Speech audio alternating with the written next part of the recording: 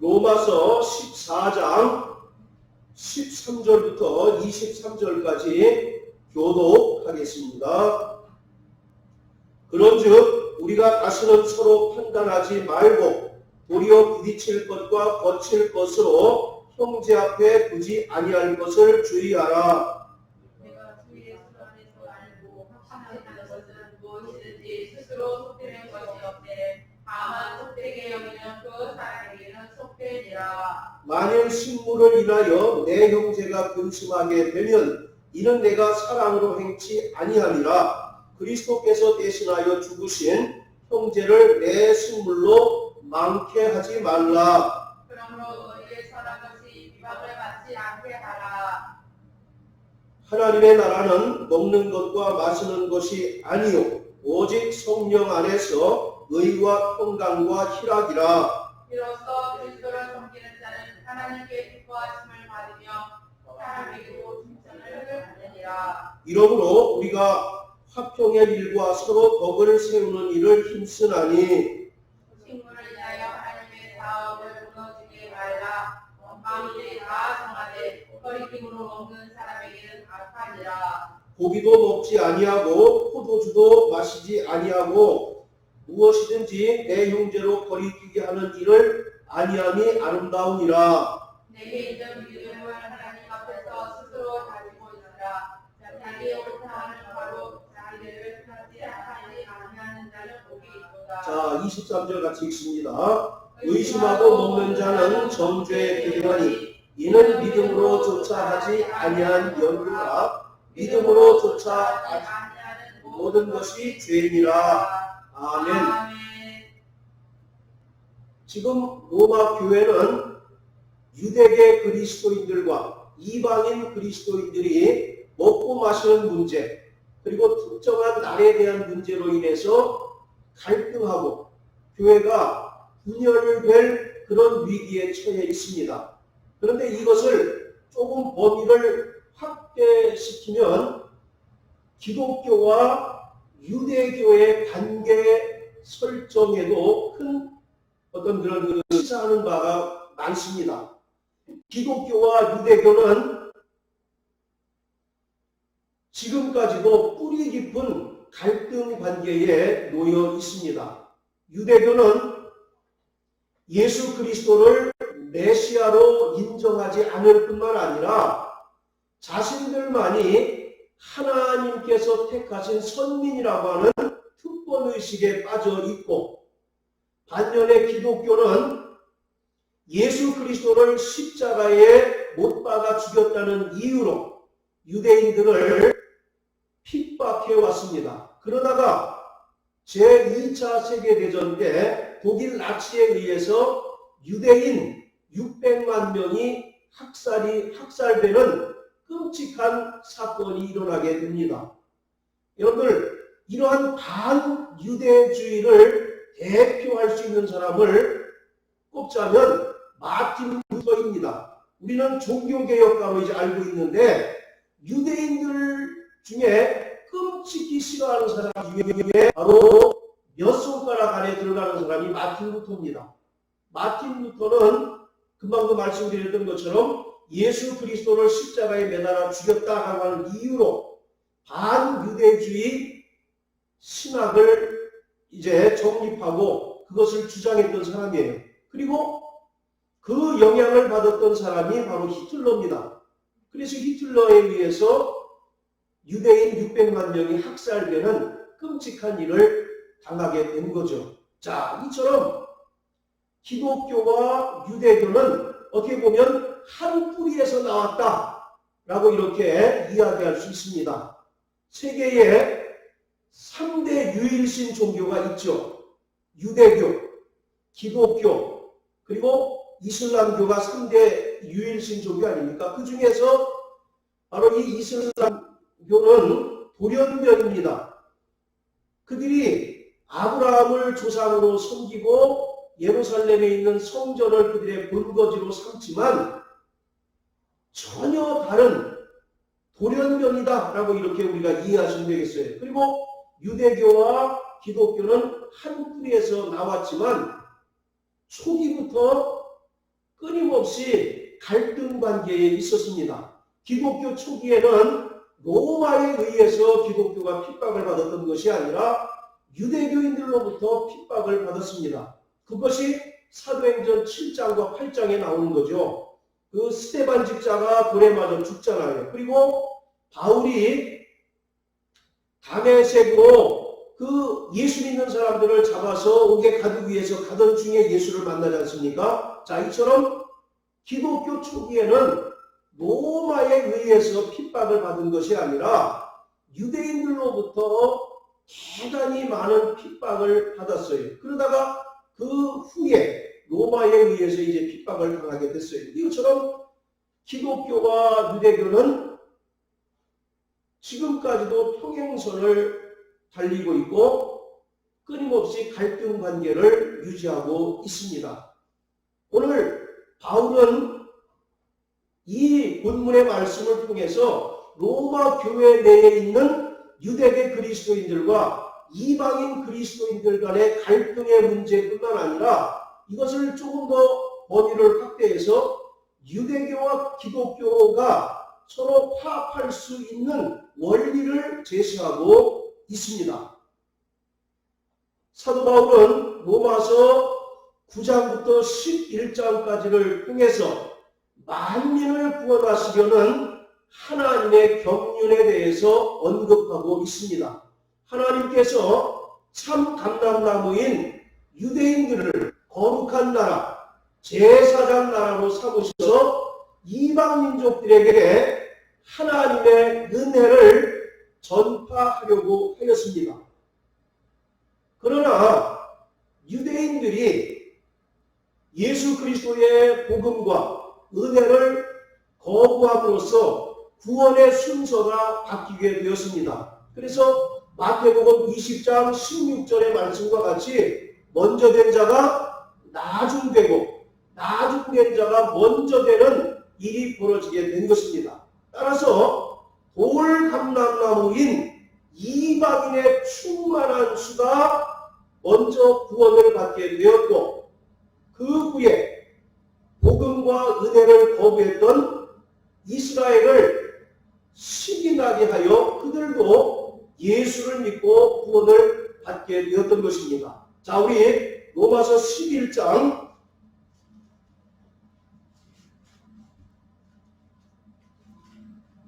23절부터 25절까지 우리 요한형제 큰 소리로 한번 읽어주세요. 저희가 믿지 않은데 구하지 아니하면 접붙임을 얻으리니 이는 저희를 접붙일 능력이 하나님께 있습니다. 내가 원 감람나무에서 지킴을 받고 고통을 거스려 좋은 감람나무에 접붙임을 얻었은즉 먼 가지 이 사람들이야 얼마나 더 자기 감람나무에 접붙이심을 얻으랴. 형제들아 너희가 스스로 지혜 있다 함을 얻기 위하여 이 비밀을 너희가 모르기를 내가 원치 아니하노니 이 비밀은 이방인의 충만한 수가 들어오기까지 이스라엘의 너로는 완악하게 된 것이다. 예, 결국 인간이 측량할 수 없는 하나님의 놀라운 구원의 비밀은 참 감람나무인 이스라엘에게 돌 감람나무였던 이방인들을 접붙임으로써 만민이 구원을 얻도록 하시는 것입니다. 여기서 참 감람나무는 이스라엘을 가리키는 것이고 돌 감람나무는 이방인을 가리키고 있습니다. 돌 감람나무라고 하는 것은 야생에서 막 자라는 감람나무로서 전혀 주인으로부터 돌봄을 받지 않고 그리고 경제적인 실익이 없어서 쓸모없이 방치된 그러한 나무로서 하나님 없이 살아가던 이방인들을 가리키고 있는 거예요. 그런데 이러한 돌 감람나무가 구원을 얻게 된 것은 참 감람나무에 접붙임을 받음으로써 구원을 얻게 된 것입니다. 그러니까 유대교를 기독교의 뿌리라고 할 수가 있고 상대적으로 기독교는 열매에 해당된다라고 이렇게 말씀드릴 수가 있습니다. 그런데 기독교의 뿌리가 어디입니까?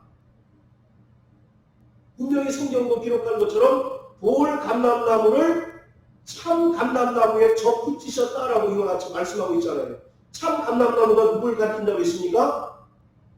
이스라엘을 가리킨다고 말씀드렸죠. 자, 이와 같이 기독교의 뿌리는 어찌 보면 바로 유대교인 것입니다. 그리고 기독교는 열매에 해당된다라고 이렇게 말씀드릴 수가 있는 거예요. 그런데 뿌리에 해당되는 이 유대교는 여전히 열매에 해당되는 기독교를 받아들이지 않음으로써 복음과 은혜를 알지 못하고 율법을 고수하는 열매 없는 종교에 머무르고 있는 거예요. 반면에 열매에 해당된다는 기독교는 뿌리를 인정하지 않게 되면 어떤 결과가 일어날까요? 분명히 유대교와 기독교는 한 뿌리에서 나왔습니다. 아브라함을 각각 조상으로 이제 섬기지 않습니까? 그들은 아브라함이 자신들의 혈통의 조상이라고 하고 우리는 믿음의 조상이다라고 인정하고 있잖아요. 그리고 예루살렘 성전을 그들은 이제 꿈꾸고 우리 그리스도인들도 예루살렘을 성지라고 해서 이제 방문하기를 힘씁니다. 그리고 무엇보다 오늘 금방 읽었던 로마서 11장의 말씀처럼 기독교는 참 감람나무에 접붙임을 받음으로써 탄생되었다라고 성경은 기록하고 있어요. 그러므로 뿌리 없는 열매가 있을 수 있습니까? 뿌리 없는 열매가 있을 수 있어요, 없어요? 없잖아요. 그리고 열매 없는 나무가 유명무실하지 않습니까? 이와 같이 기독교와 유대교는 예수 그리스도의 십자가로 서로 소통하고 화합해야 된다라고 하는 것을 바울이 강력하게 강조하고 있는 것입니다. 그리고 그것을 범위를 축소시키면 지금 로마 교회 그리고 당시에 존재했던 초대 교회의 크고 작은 유대계 그리스도인들과 이방인 그리스도인들 간에 일어나는 갈등 문제를 해결할 수 있는 실마리다라고 이와 같이 말하고 있는 겁니다. 오직 예수 그리스도의 십자가 외에는 여전히 평행선을 달리고 있는 유대교와 기독교를 서로 화합시키고 봉합할 수 있는 것이 없음을 바울은 우리에게 말씀하고 있는 것입니다. 오늘 그런 차원에서 사도 바울은 너희가 서로 정죄하거나 판단하거나 업신여기지 말고 서로 사람으로서 하나 될 것을 우리에게 강력하게 촉구하고 있는 것입니다. 자, 우리 다시 로마서 14장으로 돌아가서요. 13절부터 15절까지 다 같이 읽습니다. 시작. 그런즉 우리가 다시는 서로 판단하지 말고 도리어 부딪힐 것이나 거칠 것으로 형제 앞에 두지 아니할 것을 주의하라. 내가 주 예수 안에서 알고 확신하는 것은 무엇이든지 스스로 속된 것이 없으되 다만 속되게 여기는 그 사람에게는 속되니라. 만일 실물을 인하여 내 형제가 근심하게 되면 이는 내가 사랑으로 행치 아니하며 그리스도께서 대신하여 주신 형제를 내 신물로 망태하지 말라. 바울은 더 이상 로마 교회 안에서 믿음이 강한 자나 연약한 자들이 서로 정죄하거나 판단하거나 업신여기지 말라고 강력하게 권고하고 있습니다. 자, 그런데 13절에서 우리가 주목해야 할 단어가 있는데 부딪힐 것과 거칠 것이라고 이렇게 되어 있습니다. 여기서 부딪히다, 거치다라고 하는 말은 실족해 하다 또는 시험에 빠지다라고 하는 의미입니다. 자, 우리 로마서 9장 33절 한번 다 같이 읽습니다. 로마서 9장 33절. 자, 시작. 기록된 바 보라 내가 부딪히는 돌과 거치는 반석을 시온에 두오니 저를 믿는 자는 부끄러움을 당치 아니하리라. 여기서 부딪히는 돌과 거치는 반석이라고 나오는데 그것이 로마서 14장 13절의 그 단어와 똑같습니다. 유대인들은 예수 그리스도를 자신들을 실족해 하거나 시험케 하는 존재로 여겨서 그를 받아들이지 않았다라고 이렇게 이야기하지 않습니까? 이와 같이 서로 정죄하고 판단하게 된다면 믿음이 연약한 자들을 실족해 하거나 시험에 빠지게 한다라고 이렇게 말하고 있습니다. 자, 또 마태복음 18장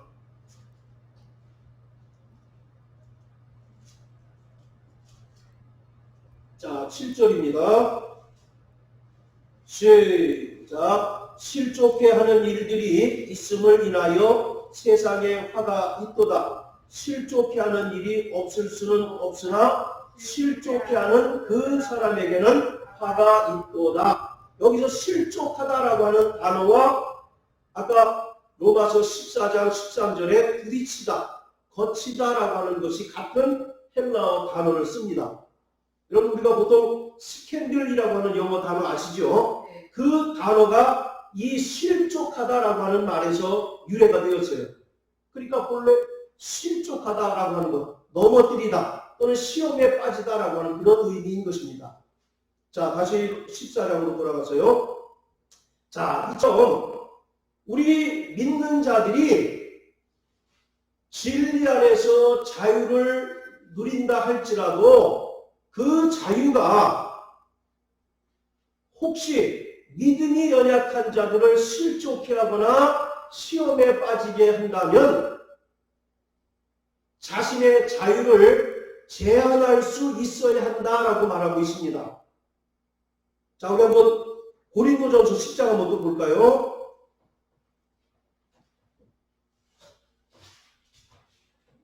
고린도전서 10장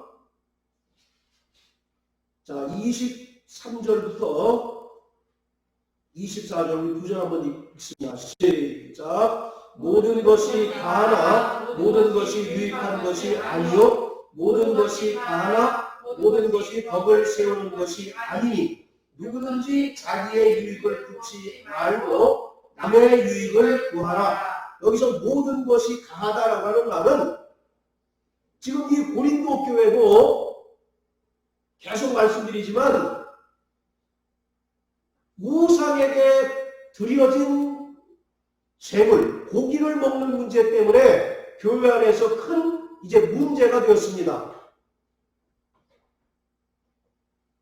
모든 고기가 시장에 유통되기 전에 우상에게 먼저 드려진 후에 시장에서 이제 내다 팔 수 있기 때문에 특히 유대계 그리스도인들은 우상에게 드려진 재물을 우리가 어떻게 먹을 수 있느냐라고 그것을 끝까지 조사합니다. 그러나 한편으로는 이방인 그리스도인들은 아니 우리가 진리 안에서 자유한 자들인데 그것을 먹는 것이 어떠냐라고 하는 문제로 인해서 로마 교회뿐만 아니라 고린도 교회도 큰 문제가 됐던 거예요. 그것에 대해서 바울은 뭐라고 얘기하느냐면 모든 것이 가하다. 이 말은 무슨 말입니까? 우리가 진리 안에서 자유하기 때문에 설령 우상에게 드려진 재물을 먹을지라도 우리가 자유할 수 있다라고 하는 얘기입니다. 그렇지만 내 자유를 행하는 것이 믿음이 연약한 자를 실족해 하거나 시험 들게 한다면 자기 자유를 어떻게 해야 된다고요? 제한할 수 있어야 된다라고 하는 것입니다. 그래서 24절에 보면 누구든지 자기 유익을 굽지 말고 즉 나는 진리 안에서 자유한 자들인데 자유한 자들이니까 내 맘대로 해도 돼 라고 이와 같이 자기 자유를 지나치게 남용하거나 자기의 유익을 구할 것이 아니라 남의 유익을 구하라. 혹시 자신이 신앙적인 자유를 사용하는 데 있어서 다른 사람에게 이제 해를 끼치거나 이제 실족해 하거나 시험에 들게 한다면 그것을 절제해야 된다라고 말하고 있습니다. 자, 또 8장 한번 보세요. 고린도전서 8장 13절.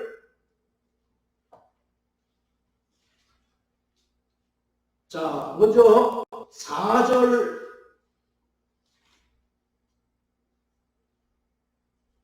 4절부터 자, 우리 9절까지 한번 읽어보시겠습니다. 시작. 그러므로 우상의 제물 먹는 일에 대하여는 우리가 우상은 세상에 아무것도 아니며 또한 하나님은 한 분밖에 없는 줄을 아노라. 자, 됐습니다. 자, 그리고 자, 8절, 9절. 자, 시작. 식물은 우리를 하나님 앞에 세우지 못하나니 우리가 먹지 아니하여도 부족함이 없고 먹어도 풍성함이 없으리라. 그런즉 너희 자유함이 약한 자들에게 거치는 것이 되지 않도록 조심하라. 바울은 진리 안에서 자유한 자입니다. 그렇기 때문에 설령 우상의 제물을 먹어도 근본적으로 괜찮다라고 주장을 하고 있어요. 왜 그렇습니까? 우상의 제물을 먹는 일이 우리의 구원을 빼앗기거나 우리가 구원에서 탈락하는 그런 일이 아니기 때문에 그런 것입니다.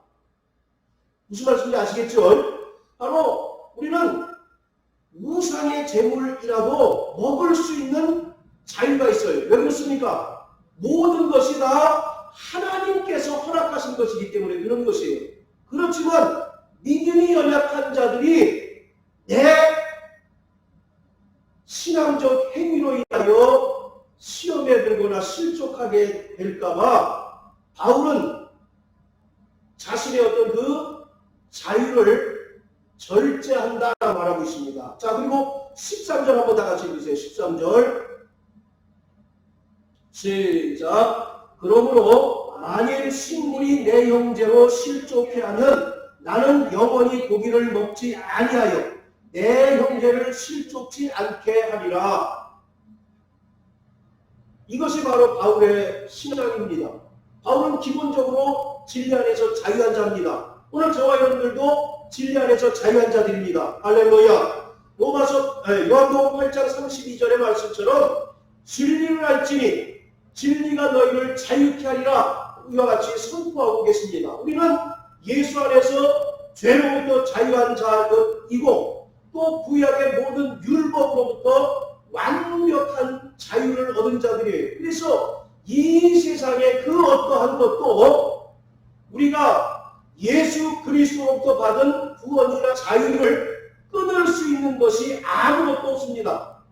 그래서 로마서 8장에 보면 이 세상의 어떠한 피조물이라도 우리를 살아가시는 하나님의 사랑에서 끊을 수 없다라고 선언하고 있지 않습니까? 이처럼 바울은 모든 것으로부터 자유한 신앙을 가지고 있어요. 그러나 자신의 자유를 행하는 데 있어서 다른 사람, 믿음이 연약한 자들이 그 인해서 실족하거나 시험에 들게 된다면 자신은 영원히 고기를 먹지 않겠다라고 이렇게 선언하고 있는 것입니다. 오늘 우리 모든 성도들이 예수 안에서 누리는 이 자유는 믿음이 연약한 자를 사랑하고 섬기는 데 사용되어야 하는 것입니다. 사랑이라고 하는 것, 연약한 자들의 허물을 덮고 그들의 연약함을 담당하는 것이 바울이 말하는 사랑인 것이에요. 마태복음 20장 28절에서 예수가 이 땅에 오신 것은 섬김을 받으러 온 것이 아니라 도리어 죽는 데까지 자기 목숨을 내어줌으로써 모든 죄인들을 섬기셨던 것처럼 우리 성도들은 이기적으로 사는 자들이 아니라 바로 이타적인 삶을 살아야 된다라고 바울은 우리에게 강조하고 있는 것입니다. 과거에 우리가 예수를 믿을 때는 모든 중심이 다 누구였습니까? 나예요. 또 내 가족이 전부였어요. 그렇지만 예수를 믿고 난 다음에 우리의 가치관이 180도 바뀌었는데 이제 나의 삶은 주님의 영광을 위한 삶일 뿐만 아니라 내 삶은 다른 사람을 세우고 다른 사람의 믿음을 굳게 하는 이타적인 삶을 살아야 되는 것이 바로 성도의 삶이라고 하는 것을 분명히 말하고 있습니다. 그렇기 때문에 성도의 삶이 대단히 어려운 것입니다. 그렇잖아요. 여전히 우리는 나 중심의 삶을 살기를 원하지만 예수 그리스도와 바울의 모든 권면은 너를 위하여 살지 말라고 말하잖아요. 너는 이미 십자가를 지고 죽은 자라고 말하고 있습니다. 그러므로 하나님의 영광을 위하여 살고 남의 이익을 위하여 살라고 분명히 말하고 있어요. 그렇기 때문에 오늘 우리가 진리 안에서 자유하다 할지라도 그 자유가 남을 실족하게 해서는 절대 안 된다라고 말하고 있습니다. 만약에 나는 자유한데 라고 해서 그 자유가 다른 사람을 실족해 하거나 시험에 빠지게 한다면 14장 10절 11절에 있는 말씀처럼 우리가 그리스도의 심판대 앞에 서서 반드시 하나님으로부터 책망을 듣게 된다라고 말하고 있습니다.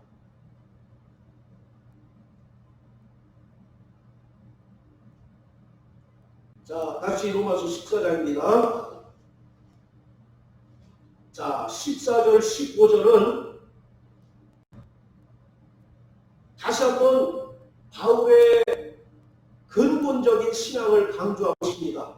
모든 신물은 다 누구로부터 허락됐습니까? 하나님께서 허락되었고 우리가 진리 안에서 자유하기 때문에 믿는 자들에게는 속된 음식이 있어요, 없어요? 속된 음식이 없고 그래서 모든 음식을 먹는데 거리낌이 없어야 된다라고 말하고 있습니다. 왜 그렇습니까? 예수가 이 땅에 오셔서 구약의 모든 율법을 다 완성하셨기 때문에 그렇고 또 우리가 예수 그리스도의 은혜로 말미암아 진리 안에서 완벽하게 자유하기 때문에 구약 율법이 규정하고 있는 정결한 음식, 부정한 음식이 더 이상 우리에게 의미가 없다라고 말하고 있어요.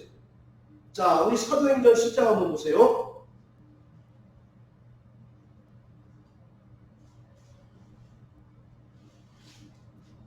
사도행전 10장에 보면 베드로가 제9시 기도 시간에 기도할 때 하나님께서 그에게 환상을 보여주십니다.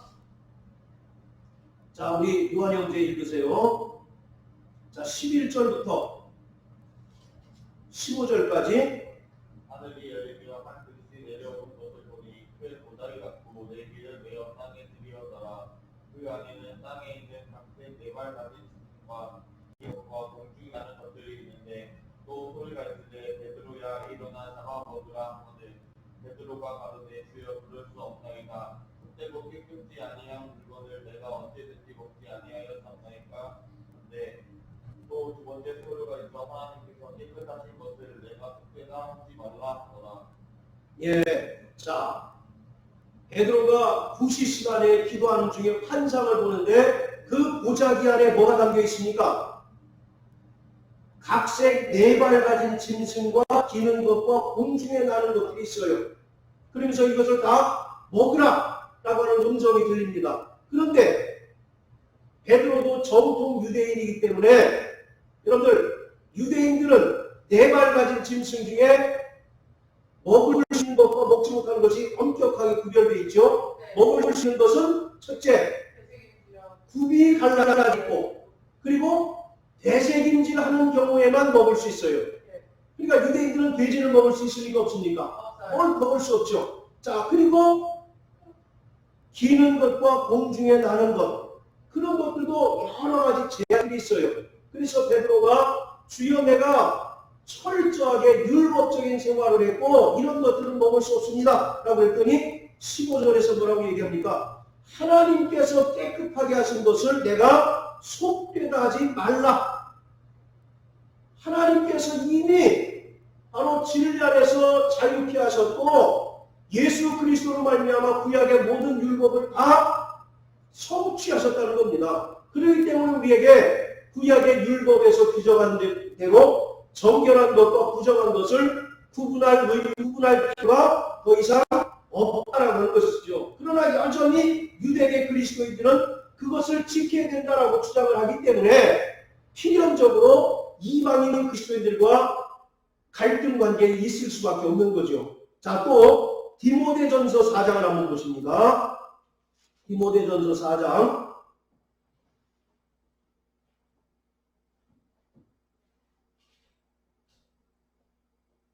자, 3절 4절만 다 같이 읽습니다. 시작. 혼인을 금하고 식물을 폐하라 할 터이나 식물은 하나님이 지으신 바니 믿는 자들과 진리를 아는 자들이 감사함으로 받을 것이니라. 하나님의 지으신 모든 것이 선함에 감사함으로 받으면 버릴 것이 없나니. 당시에 에베소 교회에 이렇게 거짓말로 가르치는 자들이 있었어요. 야, 주님 곧 오실 터인데 너희가 사람과 혼인하면 되느냐? 신랑 되신 예수님께서 오실 터인데 그 신랑을 끝까지 기다리며 사람과 혼인하지 말아라, 이렇게 주장하는 사람들이 있어요. 우리나라도 92년 10월 28일 날 28일 주장하는 사람들이, 그런 사람들이 많습니다. 심지어 그 남편과 강제로 이혼을 종용했던 그런 사례들도 많아요. 네가 신랑 되신 예수님을 맞이해서 어린 양의 혼인잔치에 참석할 터인데 육신의 남편과 잠자리 하는 게 마땅치 않다라고 이렇게 가르치는 거죠. 그래서 많은 사람들이 가정을 버리고 남편을 버리고 막 그 시한부 종말론에 빠져서 무리를 일으켰던 적이 있습니다. 그런데 그러한 일들이 이미 초대교회 때도 있었다는 거죠. 그리고 이 사람들이 또 뭘 주장했느냐면 식물을 폐하라. 그러니까 식물도 가려서 먹어야 된다는 거죠. 어떤 거는 먹어도 되고 어떤 것은 부정한 것이기 때문에 먹지 말라고 이와 같이 얘기해요. 그런데 바울은 뭐라고 얘기합니까? 3절에서 식물은 하나님이 지으신 바니 믿는 자들과 진리를 아는 자들, 이것을 다른 말로 하면 진리 안에서 자유한 자들, 이러한 자들은 감사함으로 받을 것이다 라고 얘기합니다. 그러니까 예수를 믿고 구원받고 진리 안에서 자유한 자들은 음식을 가릴 필요가 있어요, 없어요? 없어요. 물론 뭐 개인적인 취향에 따라서 더 좋아하고 덜 좋아하는 그거 얘기하는 것이 아니라 이것은 율법에서 정한 것이기 때문에 먹어도 되고 이것은 율법에서 금했기 때문에 먹지 말라. 이것이 우리에게 더 이상 의미가 없다라고 하는 것이죠. 그런데 여전히 초대교회 때는 이것을 지나치게 주장하거나 강조하는 사람들이 있었다는 거죠. 주로 유대계 그리스도인들 중에. 그래서 4절에 뭐라고 얘기하냐면 하나님이 지으신 모든 것이 다 선함에 감사함으로 받으면 버릴 것이 없나니. 이 말씀대로 한다면 우상에게 드려진 음식, 우리가 좀 깨름직하긴 하지만 먹어도 됩니까 안 됩니까? 네, 먹어도 된다는 얘기죠. 왜? 그 우상에게 드려진 재물이 우리 믿음을 빼거나 우리 구원을 상실할 것은 결코 아니다라는 얘기죠. 오늘 이것을 바울이 강조하고 있는 것입니다. 그러나 전제가 있어요. 그 전제가 뭐예요? 그 자유가 믿음이 연약한 자들을 실족케 한다면 자유를 제한해야 된다라고 말하고 있습니다. 자, 다시 로마서 14장입니다. 자, 16절. 그러므로 너희의 선한 것이 비방을 받지 않게 하라.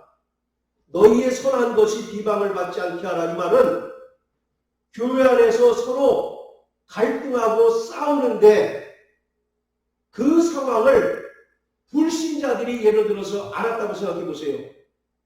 그럼 뭐라고 하겠습니까? 불신자들이. 저들은 하나님의 자녀라고 서로 사랑한다고 하면서 사소한 문제, 물론 그들에게는 당사자들에게는 사소한 문제가 아닐 수 있지만 그러한 문제들로 인하여 서로 다투어 싸우고 한다면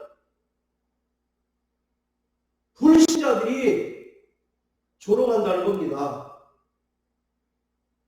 너희들 하나님의 자녀라고 하면서 구원받은 하나님의 자녀라고 하면서 왜, 그리고 또 서로 사랑해야 한다고 하면서 왜 서로 너희들끼리 싸우느냐, 너희들끼리 왜 그렇게 갈등하고 다투느냐, 불신자들로부터 조롱을 받는다는 거죠. 그렇기 때문에 불신자들로부터 조롱을 당하고 회방을 당하지 않기 위해서라도 너희가 서로 갈등하고 분쟁하지 말아야 된다는 겁니다. 자, 여기서 조금 이제 다른 의미에서 우리가 생각해 볼 것이, 여러분들 성도들끼리 서로 송사하면 됩니까? 안 됩니까? 왜 안 돼요? 자, 우리 한번 고린도전서 6장 한번 보세요.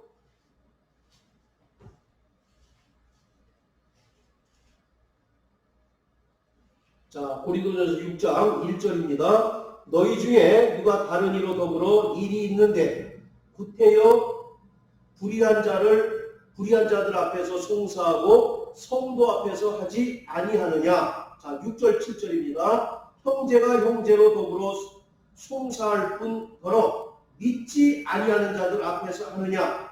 너희가 피차 송사함으로 너희 가운데 이미 완연한 허물이 있나니 차라리 불의를 당하는 것이 낫지 아니하며 차라리 속는 것이 낫지 아니하냐.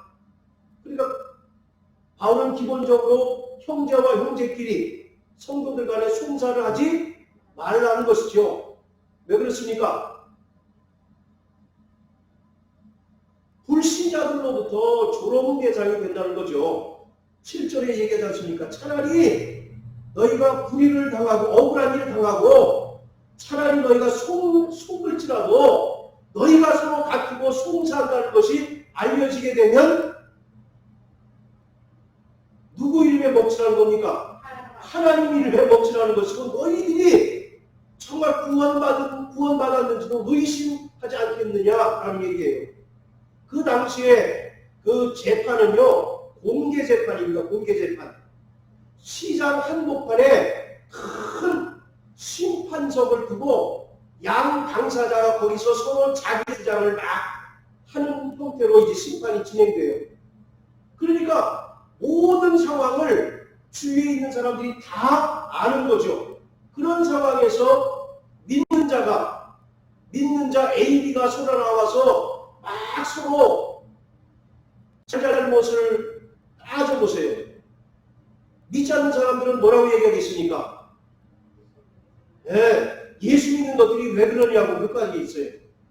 그러니까 결국 그것이 하나님 망신이고 바로 교회 망신이고 우리의 믿음 자체도 의심받게 되는 그런 상황에 처해지는 거예요. 그래서 7절에 차라리 너희가 불의한 일 당해라. 차라리 억울한 일 당하고 속상한 일 당할지라도 형제와 형제끼리 송사하지 말아라.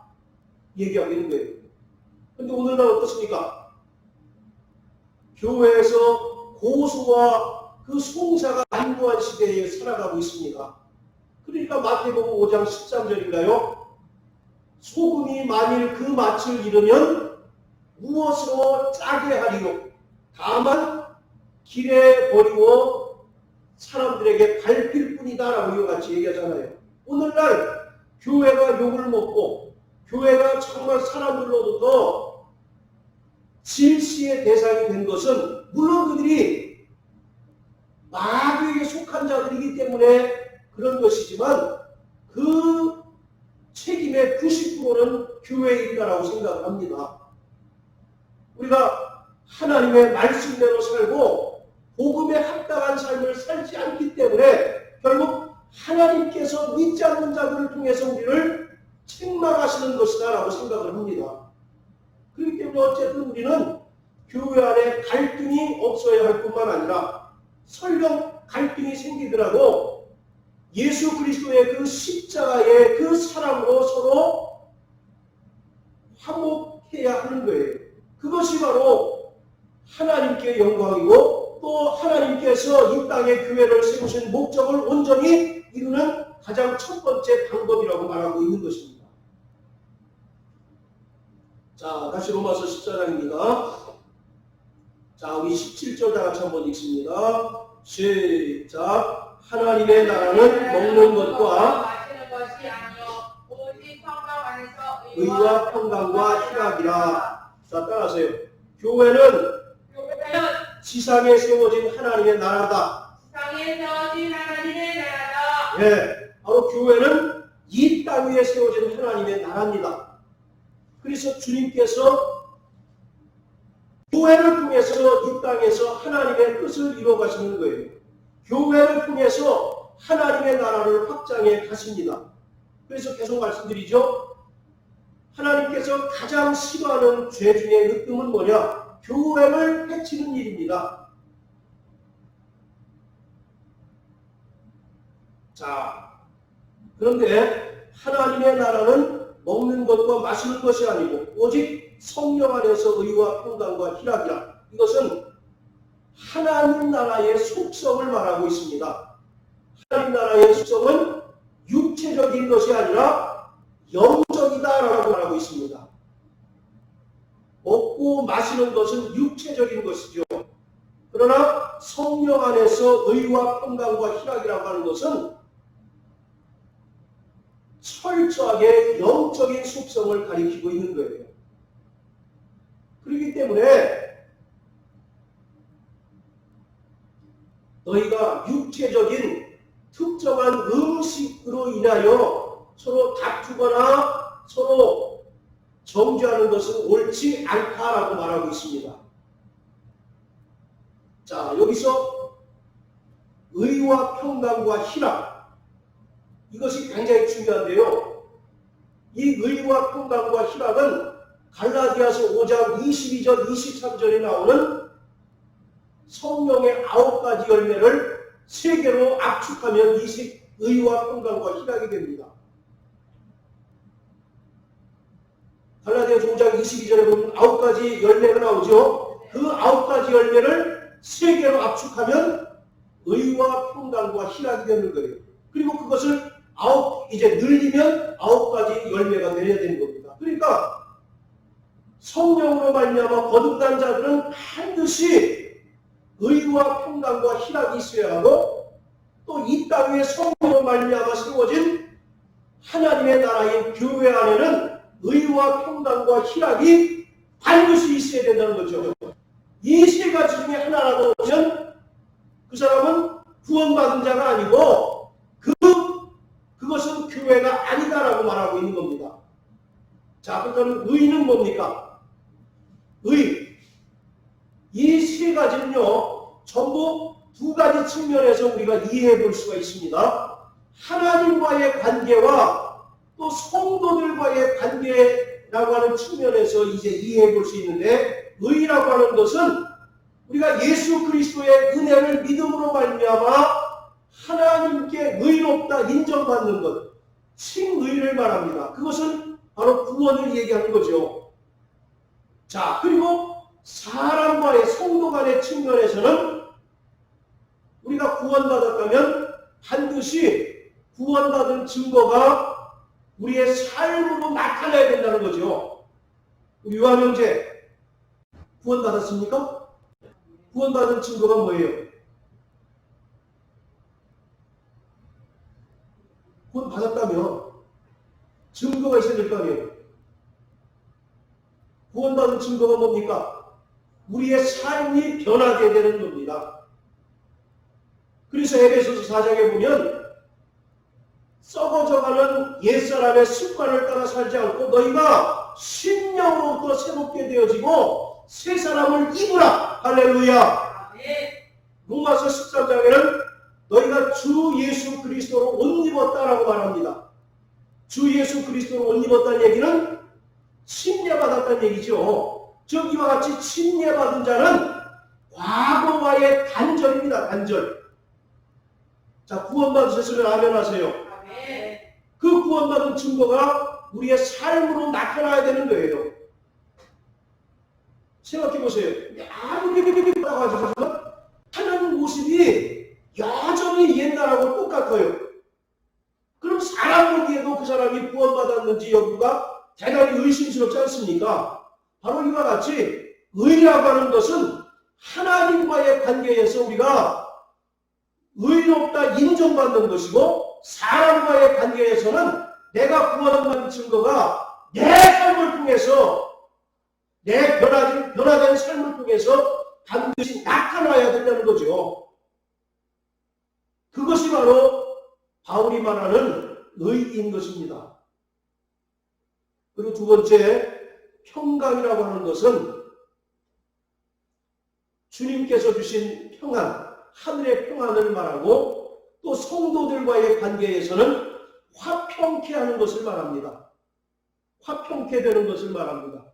마태복음 5장 9절에 보면 화평케 하는 자는 복이 있나니 저들이 하나님의 아들이라 일컬음을 받으리라.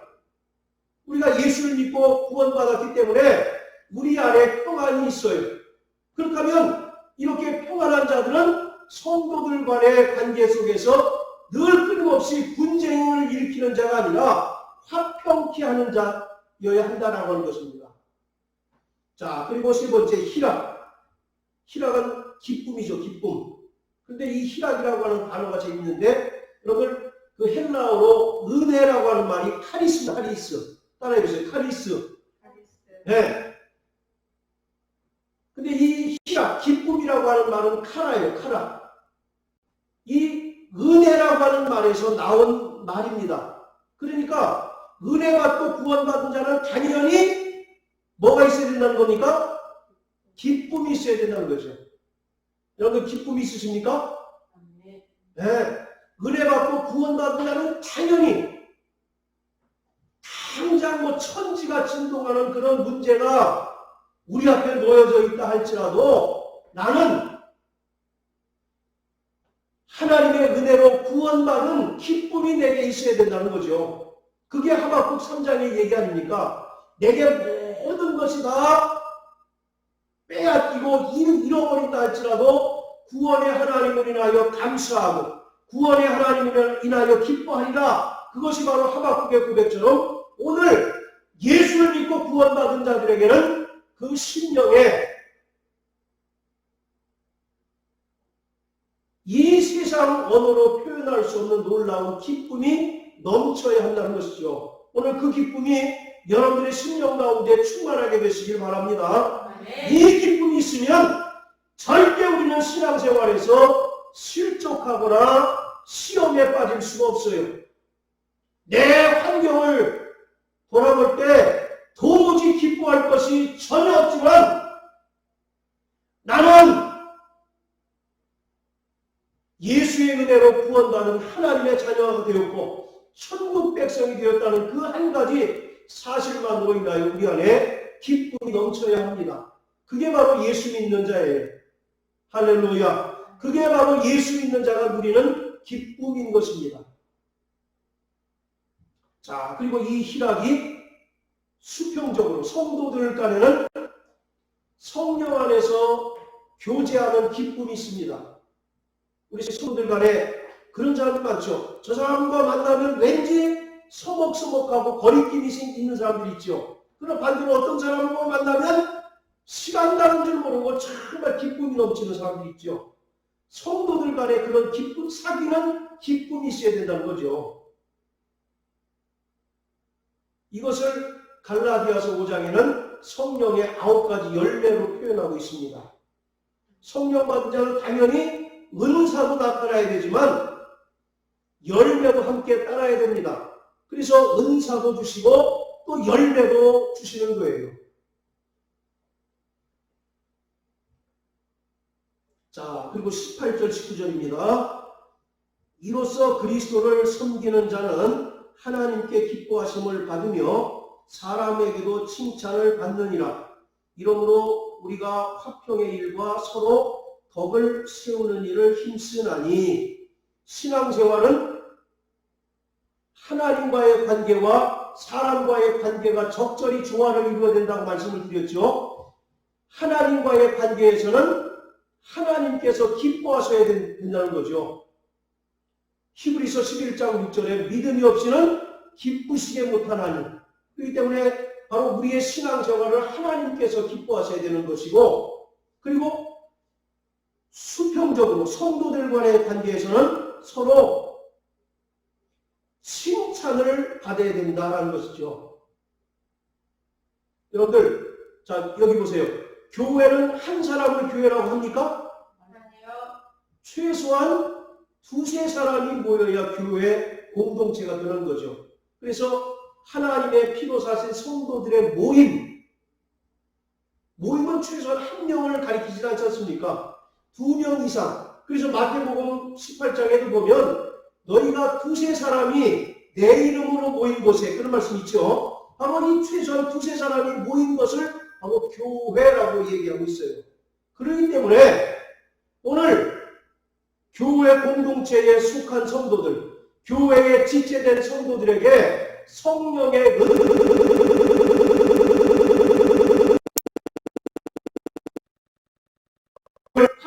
하고 교회를 온전히 세우도록 바로 하신 것이 우리에게 은사를 주신 목적인 것입니다.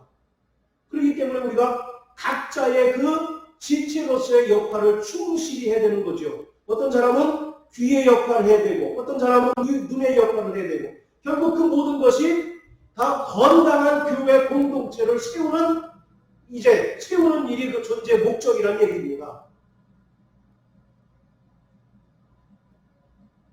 자, 20절, 21절 다 같이 읽습니다. 시작. 식물을 인하여 하나님의 사업을 무너지게 말라. 마무리 다 동아리에 거리낌으로 먹는 사람에게는 악하니라. 고기도 먹지 아니하고 포도주도 마시지 아니하고 무엇이든지 내 형제로 거리끼게 하는 일을 아니하니 아름다우니라. 바울은 지금 처음 했던 이야기를 다시 반복하고 있습니다. 너희가 진리 안에서 자유한 자다. 그렇지만 너희 자유로 인해서 믿음이 연약한 자들을 실족하게 하지 말아라. 그것은 결국 하나님의 사업을 무너지게 하는 것이다 라고 얘기합니다. 여기서 하나님의 사업은 뭘까요? 하나님의 사업. 19절에 그 힌트가 있어요. 서로 덕을 세우는 일, 즉 그리스도의 몸된 교회를 세우는 것이 하나님의 일입니다. 그리고 예수의 피로 구원받은 한 영혼을 실족지 않고 끝까지 믿음에 굳게 서게 하는 것이 하나님의 뜻이에요. 하나님의 일이에요. 그런데 믿음이 강한 자가 그 자신의 자유로 인해서 실족해 한다면 결국 교회가 무너지게 되고 하나님의 뜻이 어그러지게 되는 것이다 라고 말하고 있습니다. 그래서 다시 바울은 반복해서 강조합니다. 너희가 진리 안에서 자유한 것은 틀림없지만 그 진리가 남의 신앙을 실족해 하거나 시험에 빠지게 해서는 안 된다라고 얘기하고 있습니다. 자, 22절, 23절 같이 읽습니다. 자, 시작. 내게 있는 믿음을 하나님 앞에서 스스로 가지고 있으라. 자기의 옳다 하는 바로 자기를 착하지 아니하는 자는 복이 있도다. 의심하고 먹는 자는 정죄되었나니 이런 믿음으로조차 하지 아니한 여러나 믿음으로조차 하지 아니하는 모든 것이 죄니라. 자, 22절에 보면 우리가 진리 안에서 자유하지만 다른 사람의 유익을 위해서 신앙의 자유를 제한을 하기도 합니다.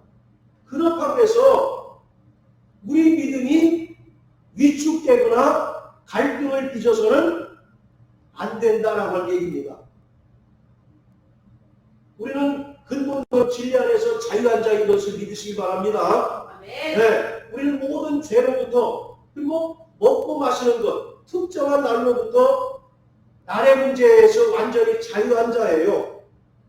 그렇지만 그것이 다른 사람의 유익을 위해서 잠시 양보하고 제한할 수는 있지만 기본적으로 우리 믿음이 위축돼서는 됩니까? 안 됩니까?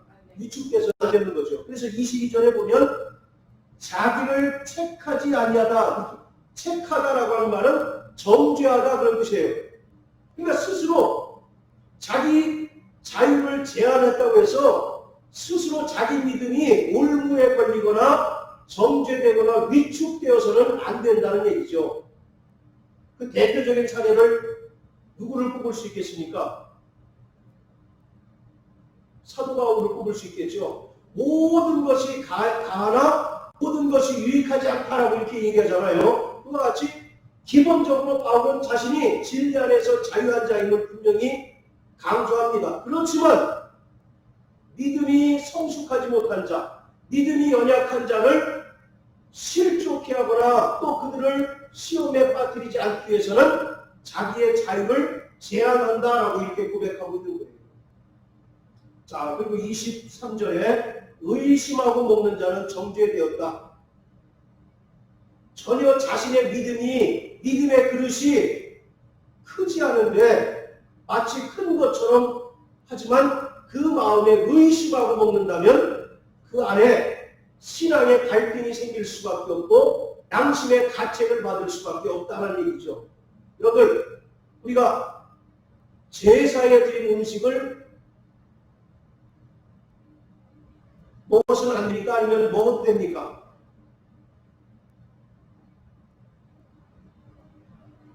유한 형제, 어떻게 생각해요?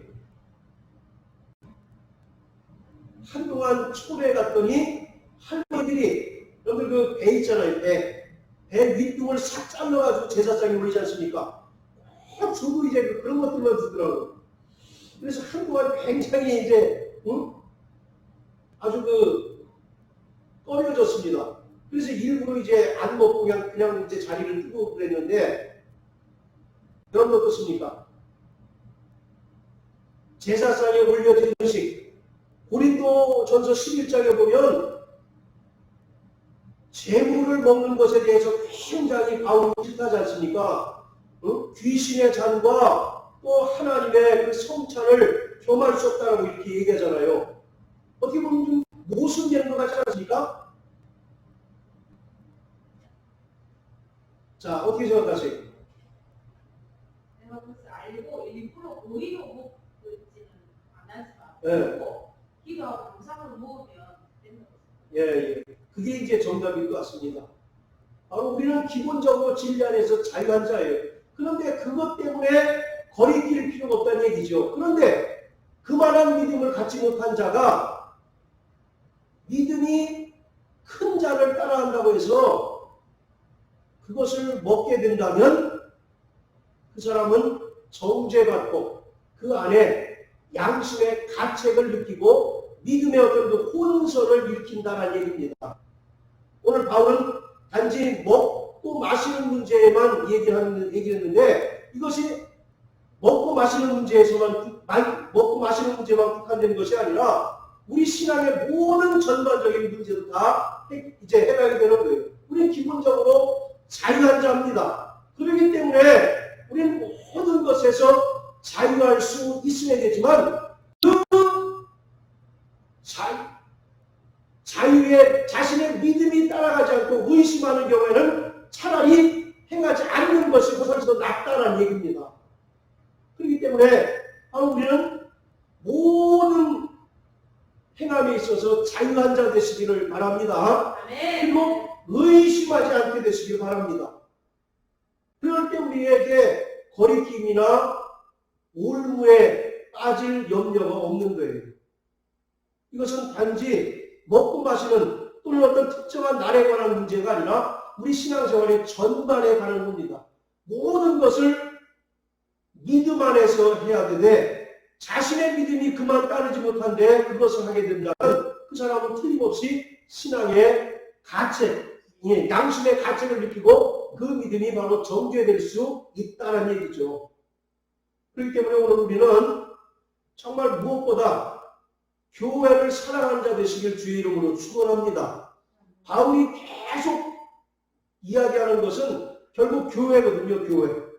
주님의 몸된 교회를 온전히 세우는 일에 너희가 각자 쓰임받아야 된다는 얘기입니다. 그런 와중에 서로 불협화음이 생기고 갈등이 생길 때 어떻게 봉합하고 어떻게 그것을 해결해야 되느냐? 오직 그리스도 예수의 십자가 외에는 없다는 얘기입니다.